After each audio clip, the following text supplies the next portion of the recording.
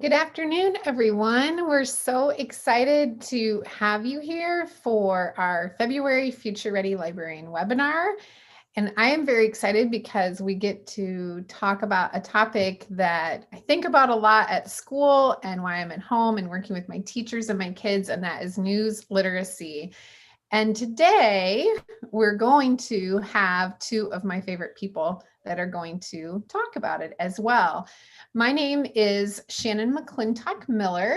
I am the district teacher librarian at Van Meter Community School in Van Meter, Iowa. I also serve as the Future Ready Librarian spokesperson. You can find me on Twitter and Instagram at Shannon M. Miller, and I blog at the Library Voice, and I put my email in there as well. So now I'm going to have Michelle and Tom introduce themselves. Hi, well, I'm Michelle Ludela, and I am a school librarian in New Canaan, Connecticut, and I teach at Southern Connecticut State University in the school library program, in the library science program, rather. And I do webinars at edweb.net, and that pretty much keeps my plate full, although I did co-author the book here on the right called News Literacy, The Keys to Combating Fake News. And little known fact about myself is even 2 years after writing that book, I still cannot spell combating without double checking spell check. True fact. Also, I paddleboard. Love it. Hi, everybody. My name is Tom Bober. I am the elementary librarian at Captain Elementary, which is in the Clayton School District in the suburbs of St. Louis, Missouri. I'm also the district library coordinator there. My book, newly released, is called Building News Literacy, Lessons for Teaching Critical Thinking Skills in Elementary and Middle Schools. And you can find me on Twitter and Instagram. My handle is @CaptainLibrary. You can also find me blogging for Knowledge Quest, and I've got a podcast out there called the Primary Source Podcast. It's great. Yeah. Loving your podcast and your guys' books. Congrats on those. So you guys can check those out too.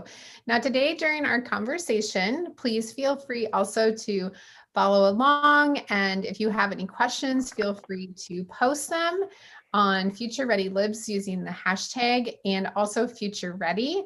And this is, during our conversation, but also afterwards too. And we'll be looking for those comments and questions that you have as well. And I know we have a lot to talk about today. And so we're just going to get started. I'm going to let Michelle kick it off. All right. So we're going to start off by talking about the big picture of news literacy. So why news literacy in K-12 learning? A couple of years ago, I had the good luck to go to TED, and it was a kind of an amazing experience. And on the first day, one of the speakers was Carol Cadwalader, and she is a journalist for The Guardian in the UK, and she did a talk about Facebook's role in Brexit and the threat to democracy. And she sort of said Brexit was kind of like a test case for social media's power at really altering the outcome of elections. And Carol said, it's not about left or right or leave or remain or Trump or not. It's about whether it's actually possible to have a free and fair election ever again. As it stands, I don't think there is. And she went on to talk about the threat to democracy. And I raised my fist and said, yes, that's right. And it was 100% emotional reaction. And this is kind of the new normal, because we are so accustomed to sort of swiping left, swiping right, our approval, whether it be on Instagram or on Wayfair or to find a pet. Like, that is our experience. So there are a couple of documentaries I'm going to talk about, or movies that we're going to talk about, one of which is The Great Hack, which came out on Netflix a couple of years ago.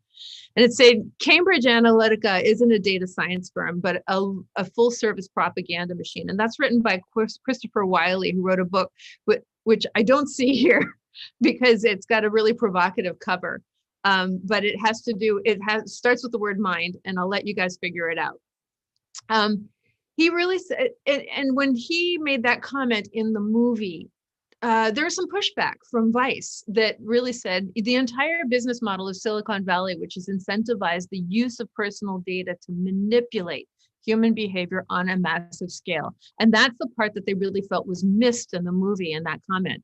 And that means that we are completely reacting emotionally to what we see.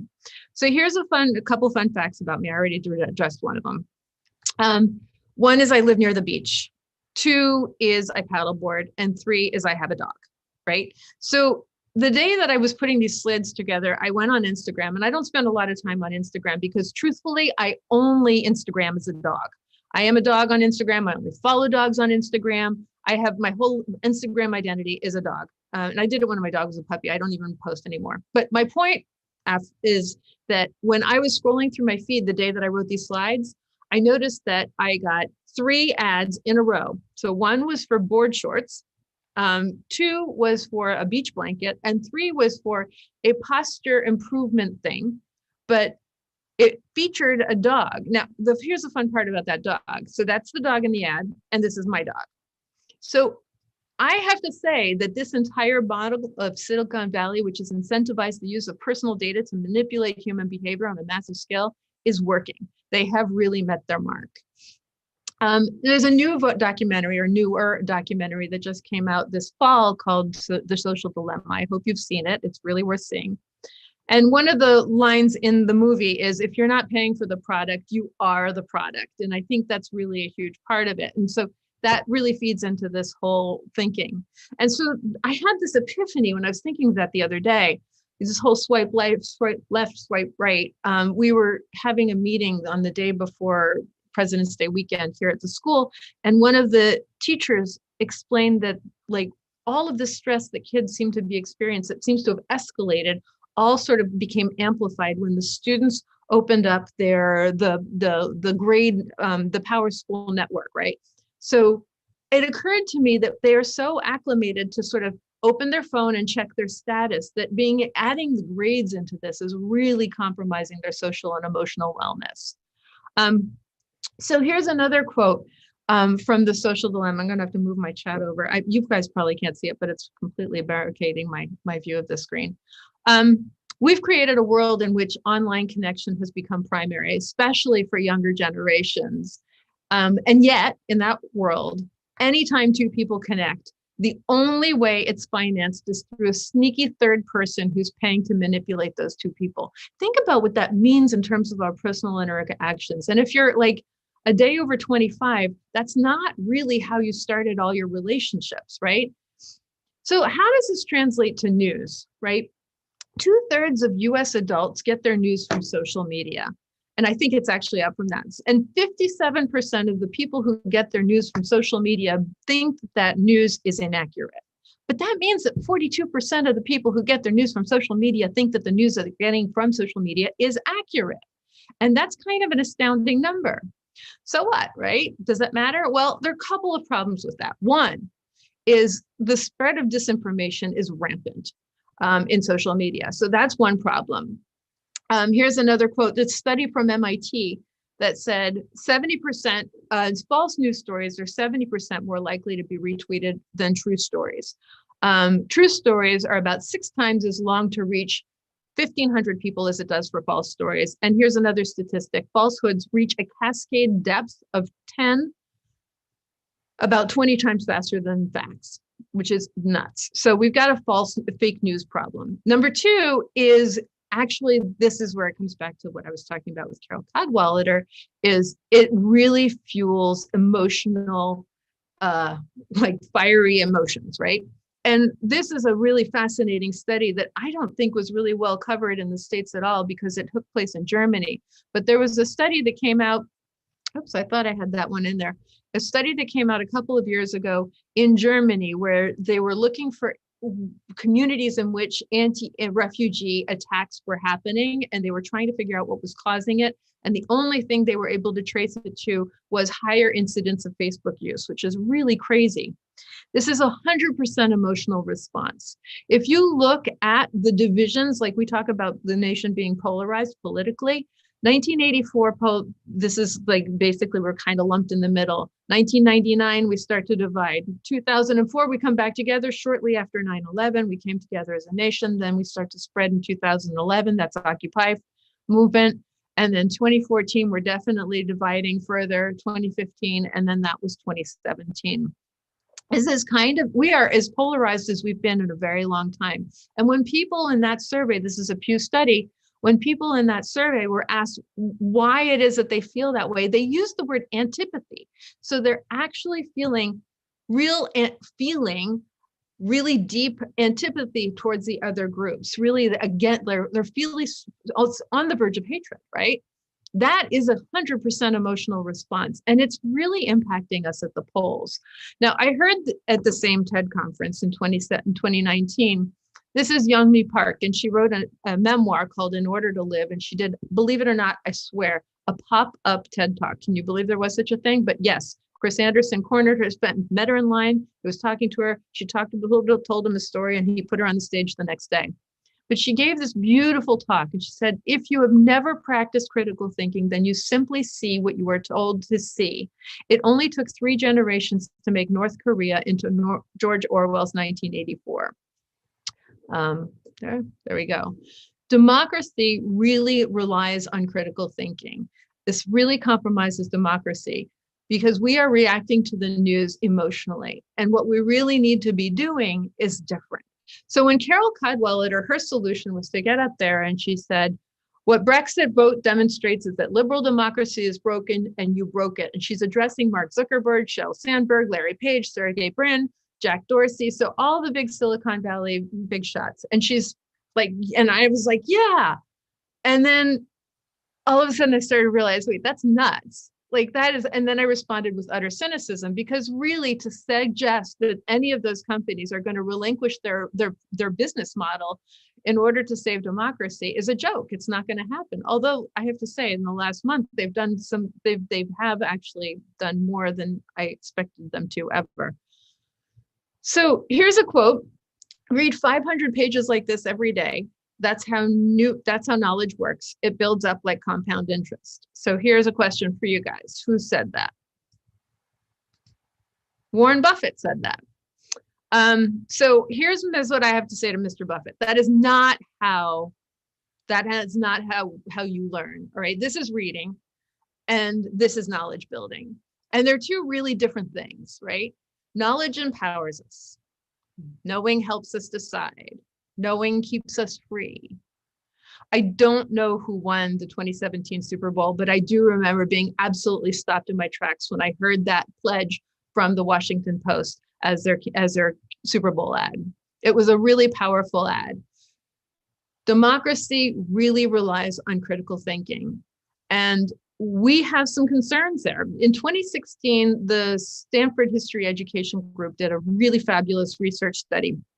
And the outcome was really bleak. In fact, they said, whether this bounty of information makes us smarter or more ignorant is really going to rely on emotion, on educational response. But democracy is threatened, and by the ease at which disinformation about civic issues is allowed to spread and flourish. And we are educators. So it is really incumbent upon us as educators to teach kids to read the news with their right brain, with their left brain and not their right brain. Because this is really the evolution or the devolution of truth over the last 4 years. And that's something that is of great concern. And we need to be teaching students to do exactly what it says on the left side of the screen whilst they're reading the news, and to process the news with those kinds of thought processes rather than this, right? So that feeling part is really a concern. So when does this begin, right? I teach high school kids. I teach big kids, but I really wanted to give Tom a shot at talking about what it feels like on his end. So I'm going to click the slides for Tom and take it away, Tom. All right, Michelle, I'm so glad that you brought up the SHEG study from 2016, because I think for me, that was really the moment with reading that study and then just being aware of the news of the moment, when I realized as an elementary librarian that my work that I had been doing on news literacy, my work I had been doing on information literacy just wasn't really going to cut it anymore, that we were in a new environment and it needed to be addressed in a different way. So the quick answer to your question of when does this begin is early, as early as possible, because if you go and talk to your 5-year-old in your kindergarten classroom, he or she knows about some news of the day. Now, it's probably not going to be some of the news that you just shared, Michelle, and it might not be some of the news that is being shared in the high school classroom, but they hear about news of the day. They hear about it all over the place. They might hear about it from their teacher. They might hear about it from parents, grandparents, other trusted adults around them, and they may be hearing about it from their friends. I have spent the last week doing all kinds of amazing lessons and learning and listening to those 5- and 6-year-olds in kindergarten classrooms talking about the Mars rover. We've been watching news segments on it regularly. And so that for us as an example is, and I'll talk a little bit more about this later, is the news of the moment. It's news that's engaging to them, that they're interested in. But there is another, I think, key consideration that comes into play, and you can go to that next slide, that educators at upper elementary and middle school have to take into account. And it's not that delicious house-made Pop-Tart that I have a picture of. It is my daughter's phone in her hand. It is that phone. The number of students that I talk to at middle school and high school, when I just bring up conversations that are news related, when they bring up conversations to me that are news related. And if I get to that question of, where did you hear about that? Where did you find that news out? My students who have their own devices, who have access to them, often give me some version of, it just popped up on my phone. They have very little idea of where it came from. And so many times they did not read past that headline, but they have enough, and this goes to some degree to what you were talking about, Michelle, that they've reacted to it enough that they want to bring it to someone else in their life. And so a lot of what we are trying to do at my school at the elementary level, and when I work with some of my middle school teachers and my middle school librarian, is to build a foundation of news literacy, so that when Michelle and the good librarians and educators at the high school level are really tackling some of these deep issues around the misinformation and the disinformation of the day, that they're able to do that. So let's go ahead. Right there is good. I just want to share, this is another piece that really started to shape some of that thinking for me.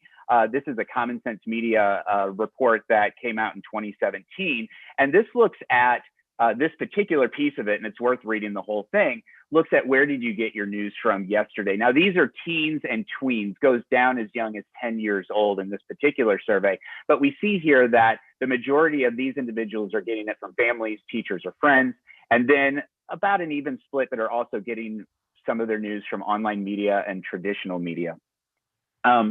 If you look at the breakdown of this, as you might expect, as these teens are getting older, they're getting more of their news from online media and less of their news from family, teachers, and friends.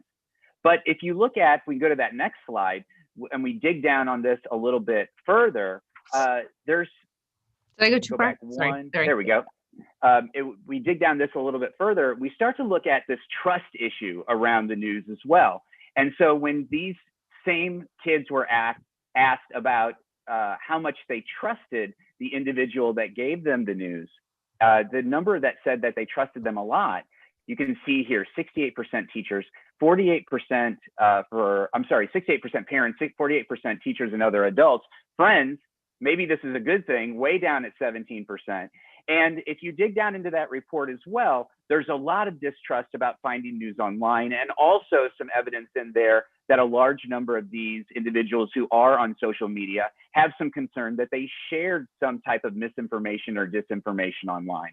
So even at this age, even by the time they're moving into high school, they've had some of these experiences. So to go back to that original question, when do we need to deal with this? It's well before high school. And I'm sure there are many places that doesn't necessarily happen. We are trying to do our best, I know, to make that happen in our district. One thing that we've been talking about a lot is this idea of news messengers. It wasn't something that I was seeing a lot of talk about, but it was something that kept popping up when I was having conversations and getting information from my students.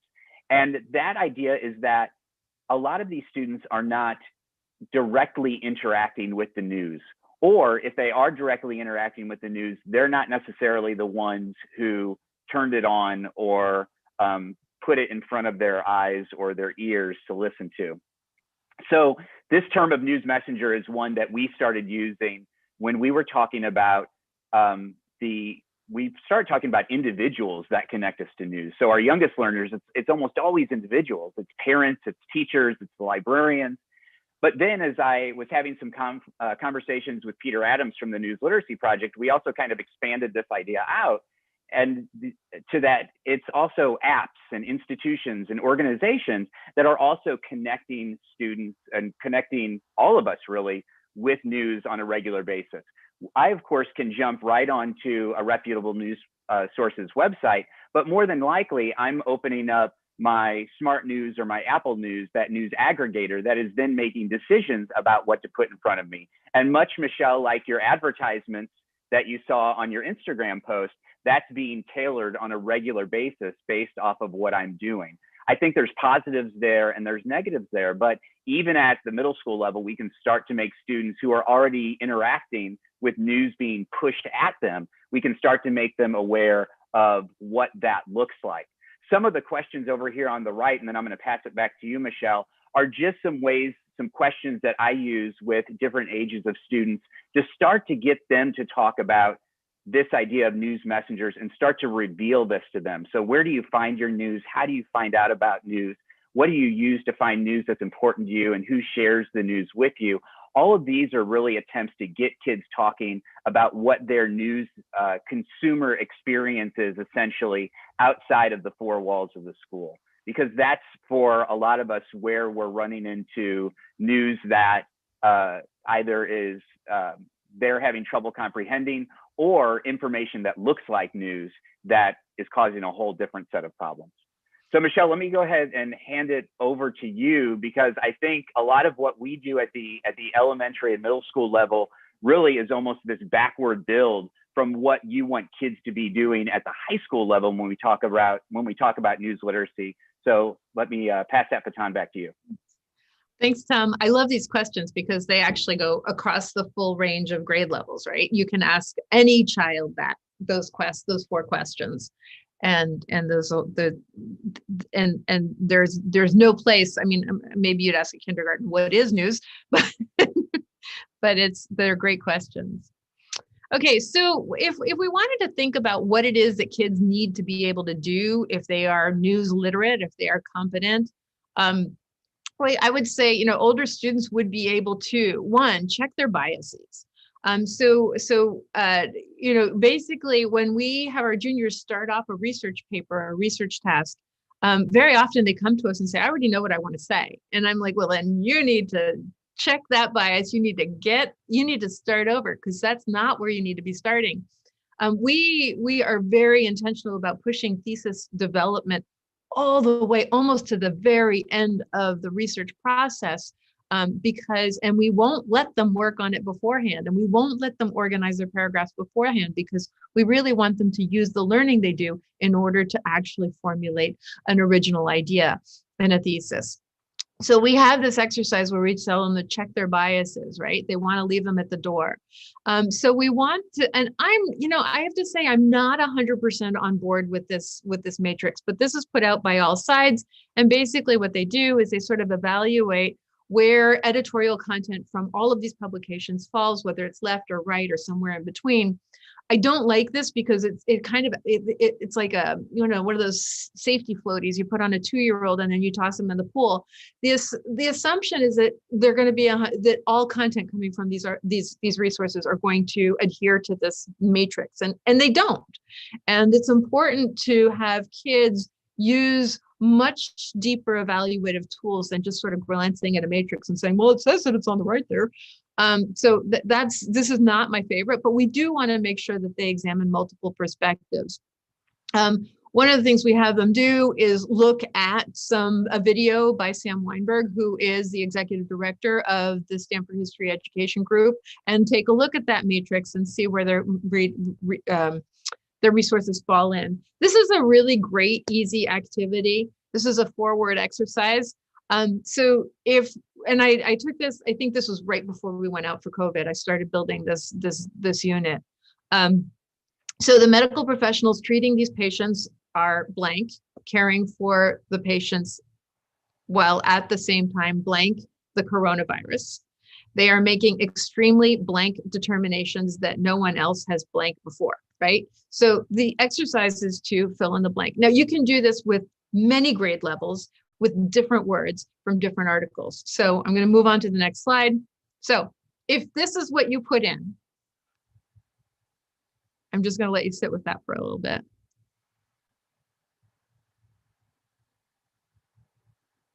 So that's one story.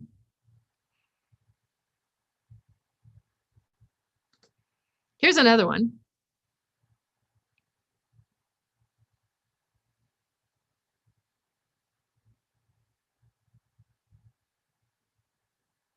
Okay, and here is the actual content. So changing 4 words in a short paragraph can make all the difference. And we have so many activities that we build around this kind of exercise. Jackie and I we call them close exercises, because I think this is a Connecticut thing. The former Connecticut Mastery Test use these exercises, and I use them as a history teacher. I just think they're great. You just take out the words. It's kind of like the old Mad Libs, and you can do it with any content, and you can do it even in an objective setting, where you actually give a word bank or you have multiple choices. It's a really great strategy, but it teaches the power. Sometimes we put the kids in groups and have them actually come up with the language themselves to make it angry or to make it happy or to sort of attach an emotion to it. But it's a really great, very simple activity. You only need a paragraph. It doesn't take a lot of time. It's a really great activity. This is an exercise that started as an experiment. I was just kind of messing around, but it's about word choice matters. So before I introduce this activity, I do kind of talk a little bit about what does the left mean? What does the right mean? What are some of the things that it might show up as in terms of spectrum? Sometimes we ask kids to, where does your family fall? Not necessarily to reveal it to the class, but think about that in your own head. Where would you say your family aligns here? The reason we have them do that, then we want to show them this. And the point of the exercise is I'm going to talk about Washington Post, New York Times, Fox News, and Wall Street Journal, right? And so what I did over the course of a couple of months, and this was a few years ago, I just grabbed screenshots of headline notification that came in on my phone. So Tom was just talking about this, like, how did you get that information? I got it on my phone. Well, I wanted to know if the language in those headlines was really had any bias or any, like, did it lead me anywhere emotionally? And so I just captured all these headlines, and I did a bunch of them. I think I have a few examples here. Yeah. So the in-class activity is this. Basically, we created just a dumb table and we stripped the headlines of their branding. So we have no idea where they fall into this, like whether they're Washington Post, Wall Street Journal, New York Times, or Fox News, right?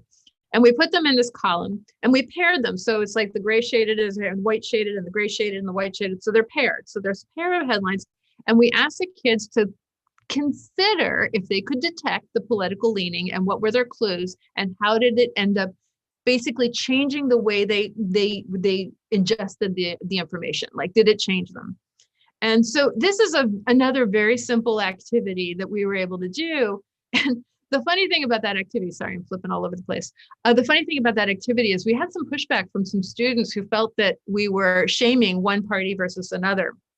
And I was like, well, clearly you don't understand the activity because we're actually stripping of the branding. And I do want to say that the punchline to all of this is that I am barely able to get it right when I do this activity. So the answer to my experiment was, no, I didn't find that the language I was particularly persuasive or leaning to one side or the other. So the headlines actually are fairly consistent. So I thought that was kind of an interesting experiment. Again, you can do it anytime, grab a few headlines as they come in on your phone, put it together, strip the branding, and see how kids make out with it. It was great. It was a really great activity. This is another activity we do. We talk a lot about satire at the high school. This was a great April Fool's piece that came out in the New York Times, and Frank Bruni wrote a post saying basically Stanford University declined to admit anyone for the class of 2020. So we actually read the article with the kids in a class. So we kind of do an out loud read. And the joke is that a whole lot of people took it very seriously and thought that Stanford actually did not accept a single freshman for the class of 2020. And so we talk a lot about what language gives it away. Like, at what point does the satire take off into a new direction? So we've had great success with this article with honor students, not so much with regular section students, because I think the honor students sort of get it when they start making jokes about kale. And somehow that got lost on the other section. This is another very simple activity, like read the headline and see if you can figure out if this article is news reporting, an editorial, a letter to the editor, or an op-ed piece. So being able to classify journalism into one of these 4 categories, that's a really great thing to have our kids be able to do. So here's a page from the Wall Street Journal, and then sort of like, aha, trick, the whole page is opinion. Right. So I had shaded that out at the beginning, but having them go through the activity together as a group is really helpful. Oh, wow. Okay. Some funky things happened with formatting. Here's another example. And this is I think my last example, but we take an article, we break it down, we identify each section. So I did this in class really fast. So there was a 1 group, a 2 group, a 3 group, and a 4 group. And the kids who were doing 1 were only addressing 1. And the kids, so we were able to move super fast. Because I mean, as school librarians, we know this. We have so much time. We're not going to take a full period with the whole class. That's not going to go over very well. So we have to find ways to really be able to do these exercises in pretty small chunks of time. So this was a really great activity. I highlighted different sections, and then I had sort of a multiple choice thing that they were doing on Nearpod, and they had to say they had to basically break down the language. Like, how do I know that this is op-ed? Is it like pulling a Kaepernick, right? So that's a key indicator that it's informal. So we had already talked about what is op-ed, what's the difference between op-ed and a blog, what are some of the techniques that an author would use in an op-ed piece that wouldn't necessarily be in a piece of reportage. So this is the kind of activity that we do, and within 10, 12 minutes, we've gotten through a really important activity where they're looking at this article and they're trying to identify what the author choice is doing in terms of language construction and constructing the article that really gives away that it is a piece of opinion writing. Okay, here's another, this is, I think, my last one really for real. This is an article that kids consult all the time when they're studying imperialism. It's called British Imperialism in Egypt and Why and How and When Did They Leave, right? So this is taken from a website called The Classroom. And the author is certainly not an expert. She's basically just fresh out of undergrad and she traveled to the Middle East once. And I asked the kids, is this person an expert? Are they not an expert? We can do this again, over and over and over again. Like, is this a good website to use if you're studying imperialism? So then we just do a kind of a cross study. Well, let's just look at the quantity of information. Just compare it to Wikipedia. I'm guessing you could probably extract more information from that Wikipedia article than you could from this article. And then when we go to the about page on this website, it's basically trying to, it's a college counseling website called The Classroom. What do they know about imperialism? Nothing. It's just content that's put out there to basically get kids there to start expose them to the advertising and to perhaps buy into the service that they're providing. So being able to know that. And also we expect them to be ethical. We had kids ask me to how do I cite this book? And it was literally from a Hungarian library. The entire book had been made available for free on the web, and they wanted to know how to cite it. And I came back at them and said, dude, that book's in this library. We have a physical copy and we have an ebook in this collection. So why are you going to this library in Eastern Europe that has posted it clandestinely for the world to access? They're breaking the rules.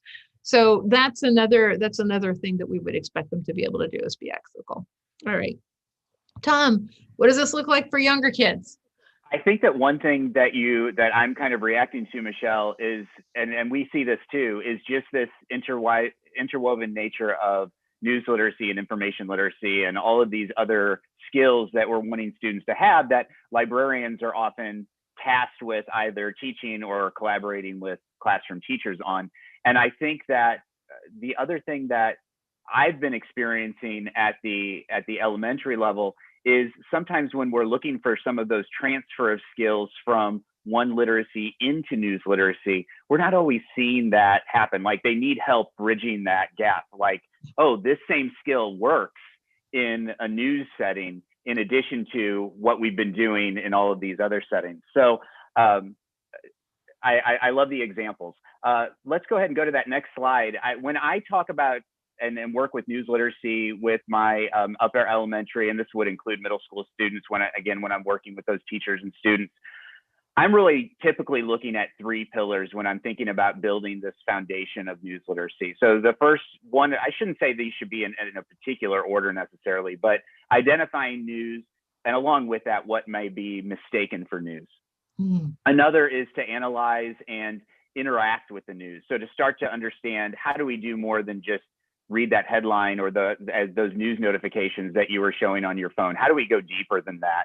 And then the third one, and the one we've really been leaning into lately, is this understanding ourselves and others as news consumers, doing that in an in-person environment, but also working on as that transition takes place as they're moving to an online environment. Let's go ahead and go to that next slide. If you see anything else I kind of put out into the world, I really love simple definitions.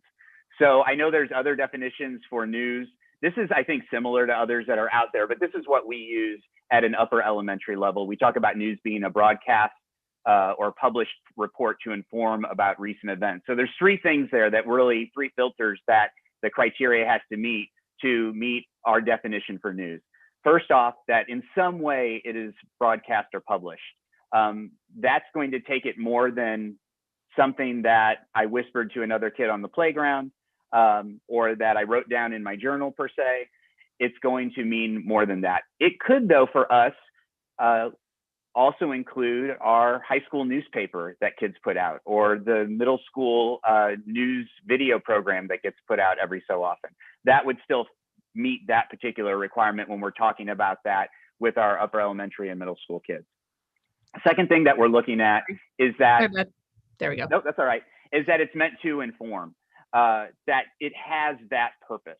And so when I talk to students about what is news, what do you think news is, or what are some examples of news that you have interacted with, and you start to get the incorrect answers, this is really where things start to fall apart with their examples. That their examples, while being topically connected with other news, with news that's out there, it's not necessarily meant to inform. I've got students telling me that they're getting their news from SNL cold openings. They don't call them cold openings, but that's what they are. That they're getting their news from Daily Show clips, that they're getting their news from memes that are out there. And none of those meet that requirement, right? So we have to look at intent. We have to look at what these are meant to do. And lastly, that it's meant to do, that it's about recent events. And so it doesn't necessarily fit with our book that's out there in the world that is from a historical topic. It has to be about those recent events. The other thing I want to say is that on that last slide, is that a lot of what we're trying to do is, what I'm trying to do is getting kids to interact with news that they are engaged with and they're interested in. So we don't do as much of the work at the elementary level that is on some of these more really hard-hitting topical things that Michelle is dealing with, and I know that other librarians are dealing with. We're dealing with things that to get students to talk about their news experience and to share about their news experience. We could be talking about the latest Marvel show, the newest emojis coming out, the local weather, and we're trying to do that also on a variety of formats. So with video, with print, with tweets that are out there, whatever, in some of these different formats, and in sometimes formats that maybe we're less than comfortable with. I don't know what your high school students do, Michelle, but when I talk to my high school students and I say, where are you getting a lot of your news? TikTok. It is by far one of the ones that comes up the most often. Yeah, I don't know that that's the case here. But I mean, even if that was the truth, even if that was the case at home, and this is something that I've seen in one of the studies, I think it was a Pew study that said that the college students get their news very differently, whether it's for school or whether it's for their personal use. And so that's one of the distinctions. And there's so much news that they need to consume for school that they understand where the distinction is. Yeah, yep. So we're trying to work with some different formats that maybe we wouldn't always, we're not bringing TikTok in, but we are bringing tweets and those types of things more into a classroom environment to show them that you might see this news in these different environments, and to look at some of those things like where that news is coming from, some of those things that you brought up before. If we go to that next slide, another thing that we're talking about is analyzing the news, interacting with the news. And if you heard my introduction at the very beginning of our webinar here, a lot of what I've been doing prior to this has really been around historical literacy. So a lot of my approach to news literacy kind of in some ways borrows from that, but I think there are some overlaps with where we're getting some of those skills from. I noticed some of your slides that I think are coming up, Michelle, that reminded me of some other things that I've been doing, or maybe that you just did, I'm sorry, that I was looking at earlier, that reminded me of some things that we're doing with our students. So one thing, for example, is just to stop and get them to source and contextualize, to get an idea of where this news is coming from, what format it is it, who created it, when was it created?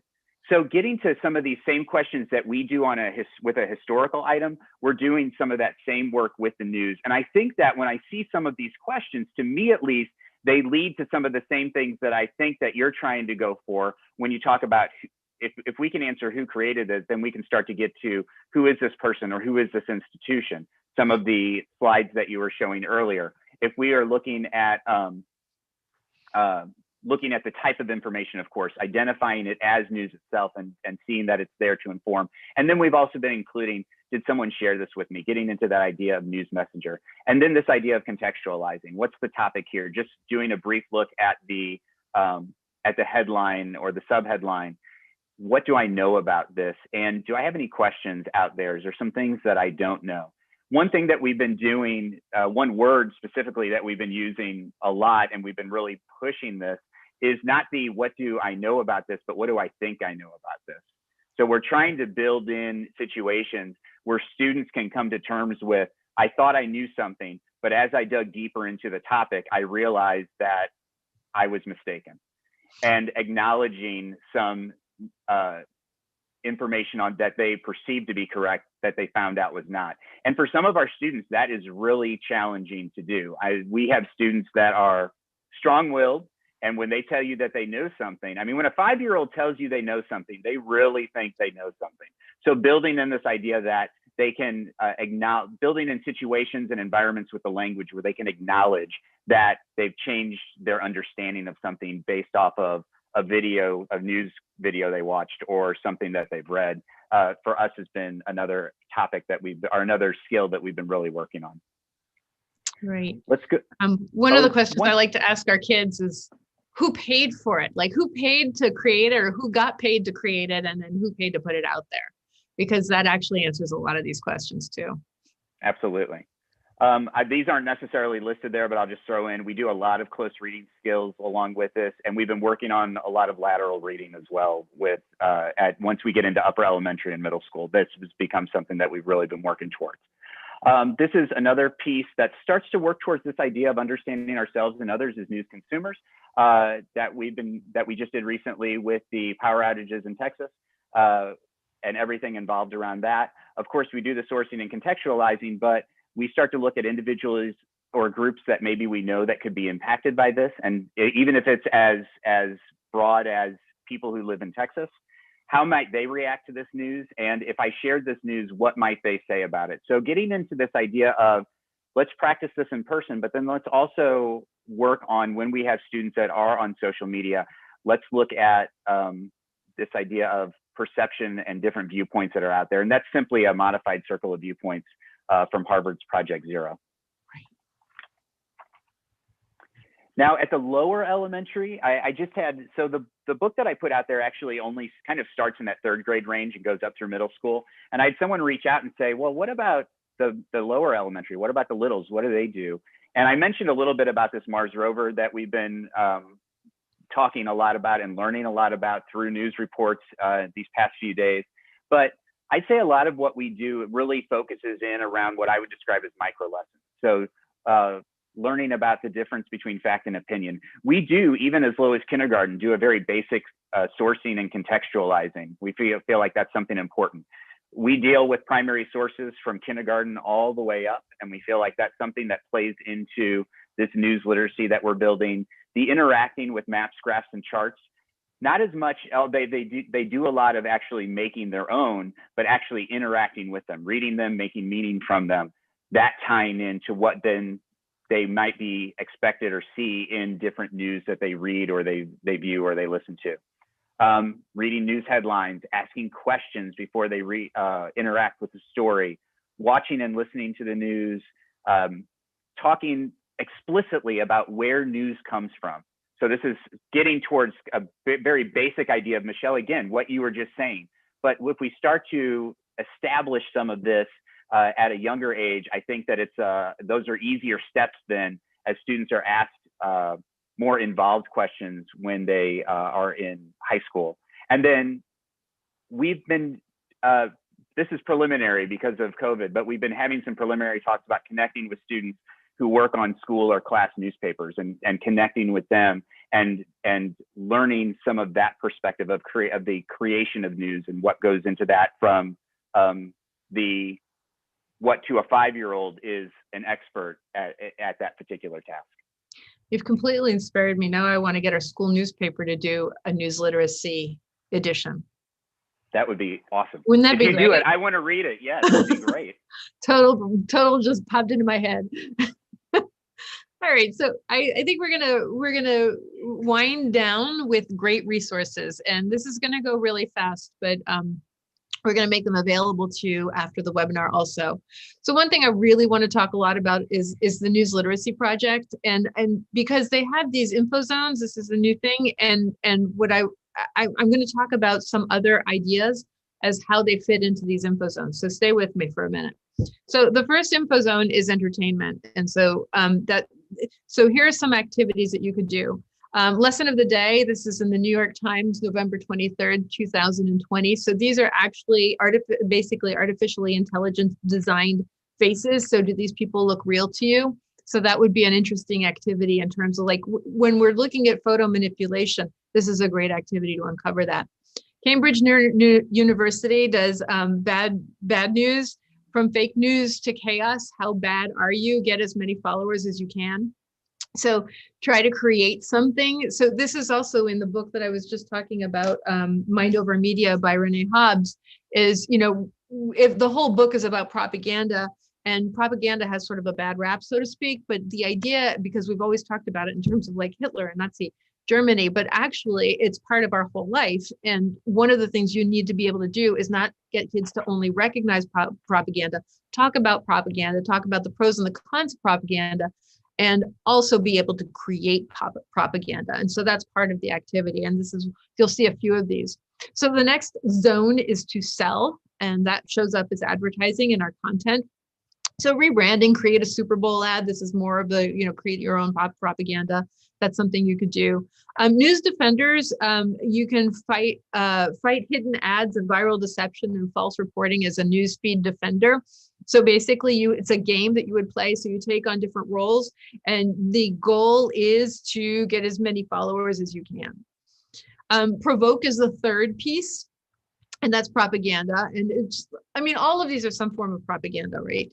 But we'll do that. And I did really want to give a huge shout out to the Stanford History Education Group, because they're the people who did that study we both talked about earlier in this webinar, and what they have put together as a bank of resources and lessons to use in the classroom. Let's like go there, take them for free, and use them as much as you can. So they really have basically classified their lessons into 3 categories: who's behind the information, what's the evidence, and what do other sources say.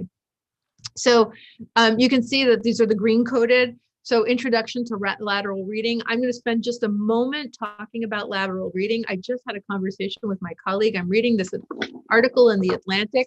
It's really a great article. It's called The Librarian War Against QAnon. And you can see that what I did with it was I printed it out. I can't read this. I can't do it. I really tried. I printed it out because I had a very limited time and I just wanted to grab it and read it, but I can't do it anymore because I am so acclimated to lateral reading that I can't actually just stay with a piece and just read it all the way through. And that has good things and bad things about it, admittedly. But what lateral reading is if it's really basically practicing what fact checkers do. When they're reading a piece, they don't stay with it all the way through. What they do is they stay with it to a point, they see something that they need to go check and cross-reference. So basically, it's really tabs overload.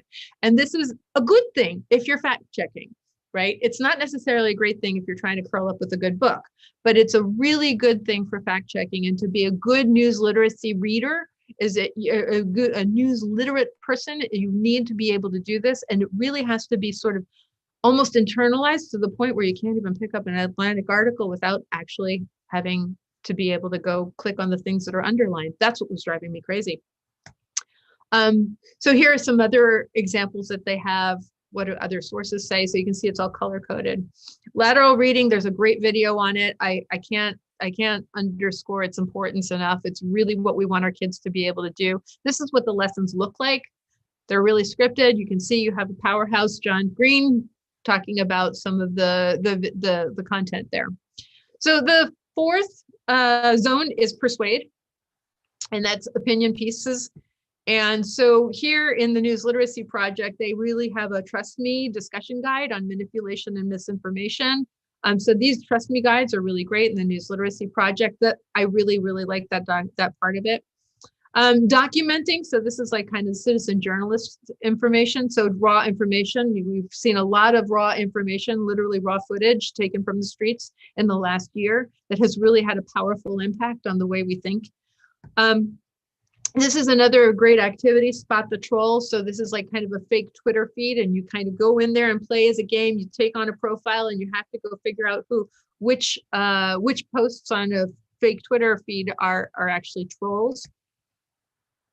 It's pretty cool. It's hard too. All of this stuff is much harder. Like I co-wrote a book on this stuff and I still get stumped sometimes, which is really great. I love that part. Checkology, which is really the flagship product of the News Literacy Project. Definitely worth taking a look. I just listened to their webinar on EdWeb from January 27 on avoiding the rabbit hole. And they have a whole new unit in Checkology about conspiracy theories. It was great. And the last one is Inform. That's the news, right? So what is this? NPR Think Along. So you have these are lesson plans that are developed by NPR. I haven't seen this one actually. So I had the slide, but I haven't seen it. So who would create this message? What creative techniques are used to attract my attention? How might the different people understand the message differently? So this is a really great matrix to really be able to think through a news story. All right, I'm going to turn it over to you, Tom. Do you have some tools that will help the audience with this? I just have a couple of things I wanted to mention because Michelle put all of her slides in first, and she had so many of the things that I would have mentioned. News Literacy Project is something that I love to interact with and adapt for an elementary or a lot of it. I think is very appropriate for a middle school setting. Sometimes need some adaptation for an elementary setting. So I just wanted to share two things. They're on one slide together of just accessing news, because we often at the elementary level might have pre-readers or emerging readers. And so where can we get video news is fairly accessible, but I also wanted to just give two ideas for audio news. So one of them is Kid News. We have several of our teachers whose students listen to this on a daily basis. It's rather short, less than 10 minutes. It gives what a lot of us would think to be fairly prominent stories of the day, along with some soft news, kind of special or kind of interesting, engaging pieces. It's really well done. And then the other one I wanted to mention is one that I just started to play around with my youngest students. Kid News works really well middle school down to second grade, I would say probably. And so for my first grade and kinders, I'm starting to play with this ABC Kids News Time. Now, this is not ABC News like the news institution. This is actually an individual in Australia who's putting out a weekly podcast on more special interest stories. It does obviously have more of a worldview because it's coming out of Australia. You might view that as good or bad, depending on what you're looking for. One thing that I love about it, though, is that she gears this very much towards some of our youngest learners, and actually has, I don't know if they're her children or if they are just little kids that she has access to who are reacting to the news story within the podcast. So they're reacting, they're asking questions, and it's such a great modeling tool that I had to start bringing it in. And we're having a lot of enjoyment out of it. And then we're using those questions to then go out and search for more information on those particular news stories to look for images or other videos possibly that might help to answer those questions. So two podcast sources that some elementary or middle school folks might be interested in. Those are great. I love that. You guys are amazing. I'm gonna go ahead and take over my screen, or I should say the screen. You guys are so awesome at just sharing so much. I can't even wait to dig in myself. And I actually, once we share, I know that some of you, I've been watching the Twitter, and I've gotten a couple messages too about sharing the resources, and we'll be sharing the slides afterwards, of course, so you can get to all of these. And then there is also a collection that will hold the resources that they shared as well. And so thank you guys so much for sharing all of your knowledge and ideas and all of your great resources. It was just so amazing. So I want to share a few things too, just about Future Ready. And let's see. Okay, so this week it's exciting because we also are celebrating Digital Learning Day, and this is the 10th anniversary. And so there's lots of special things going on around Digital Learning Day. There is a webinar And also you can go to the Digital Learning Day site. And I love this because we have been sharing like just digital learning ideas, just all kinds of tools and projects and things for the last few months. And so you can go here and look it up either by state or grade level, even the different category as well. And so it's really nice to be able to go there and find some ideas too. I also put together this choice board just on different things that we can do around Digital Learning Day. Last year we did all kinds of stations, and this year it looks a little different even though we're back at school. And so ours is going to be online in the classrooms, still stations, but it's great because we can do a lot of these activities too online. Now, if you are new to Future Ready or you're looking for additional resources, you can go to the Future Ready School website and look up whatever category that you might be interested in. And also there is a page for us and all the others for Future Ready librarians that holds information, you know, not just about who we are and the work that we've done, but lots of additional resources, especially it seems like in the last year, there's been so many new ones. One thing that is new is our podcast series, and this has been really great, just these conversations around timely topics, and you can find however you might listen to a podcast and you can listen to that. It's been just great to have, there's Tom right there, to have these conversations with so many amazing leaders, and I have learned so much. I listen to them while I walk and exercise, and I've listened to them also like several times. And so it's just really great. And we have a lot more coming up. Hopefully Michelle will join me soon, right, Michelle? Yeah. We'll do one. And it's been so fun. I've done a couple in the last week, and this week is my friend Michelle sharing from Texas just about her great district. And so you'll have to check those out too. Also on the site, you can find a few things that are really handy in working on just your practice. The self-reflection tool and also the conversation starter. I know for a lot of librarians, especially this year with a lot of changes, these come in really handy. But any year, you know, when we get into the spring and we think about new goals and what we want to do even into the next year, it's a good place to start on these as well. We also have a challenge series, and my partner Mark Gray and I, we've had fun working on these together, and I think we're now in the second kind of season of them. And so these are something at the bottom you can follow along, sign up, and you'll get those too. And one more thing that I wanted to share just around remote learning is Future Ready put together a great planning guide that has things around best practices and even like considerations around the different wedges that we have within the framework. And so you can see some of the challenges, but also ideas to consider when working through remote and blended learning. So this has been a really helpful thing too. If you don't belong to the Future Ready Librarian Facebook page, I recommend that you sign up. I've learned so many new things every single day on here, and so I put a link at the bottom. And I also wanted to mention next week, I have a follow-up webinar coming up around choice boards and collections and a lot more. And so this is on the 3rd. And once you have these slides, you can click on, like anything is linked that I am sharing in these last kind of slides in this resource section. And so there is a link in this slide that you can grab that too. And then one more thing is we have our institutes coming up, our summits, and these are 2 summits that we have. I actually think the date on this might be wrong, so I'm going to change this right afterwards because it is definitely not February 20th. And so these are coming up and they are in March. On Saturdays, we had 2 last winter, kind of late fall, and they were just really great days. And so you can get that link as well to sign up for those.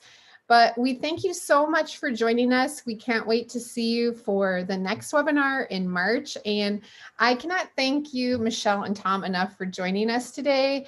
It has been just so inspirational. And as always, you guys are total rock stars. Thank you so much for having us. And Tom, it was great to see you again. Michelle, great to see you. And Shannon, thanks for inviting us. It was great. Yeah, thank you guys so much. And thanks everybody for joining us. We'll see you in March.